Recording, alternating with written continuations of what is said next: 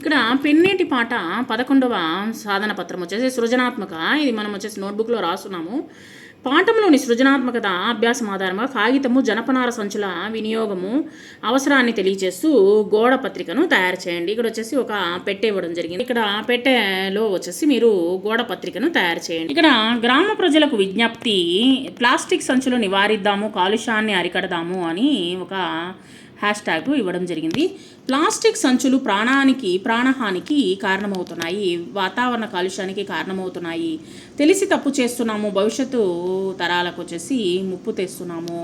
మట్టిలో కలిసిపోయేటువంటి ప్లాస్టిక్ సంచులు ఉపయోగిద్దాము, జగతికి మేలు చేద్దాము, చేతి సంచులు వాడదాము, భూమికి చేతనైన సాయం చేద్దాము అంటూ ఇట్లు గ్రామ పంచాయతీ అని మనము ఇక్కడ గోడ పత్రికను రాస్తున్నాం అనమాట. తర్వాత మీ పాఠశాల నిర్వహణకు ఏ సూచనలు చేయాలనుకుంటున్నారో రాయండి. మీ పాఠశాలలో ఏమేమి మార్పులు చేయాలనుకుంటున్నారో పిల్లలకి తెలియచేయాలన్నమాట. సో ఇక్కడ వచ్చేసి చిత్తు కాగితాలను చెత్తబొట్టులోనే వేయాలి అనేటువంటిది ఇక్కడ ఫస్ట్ పాయింట్.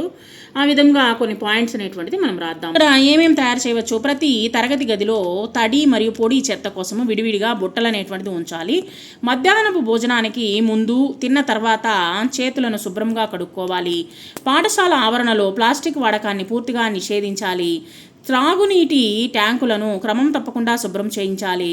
తర్వాత వచ్చేసి విద్యార్థులందరూ క్రమశిక్షణ పాటిస్తూ ఉపాధ్యాయులు తెలిపేటువంటి పాఠాలను శ్రద్ధగా వినాలి. ఈ విధంగా వచ్చేసి మనము పాఠశాల నిర్వహణకు కావలసిన సూచనలను తెలియజేశాము.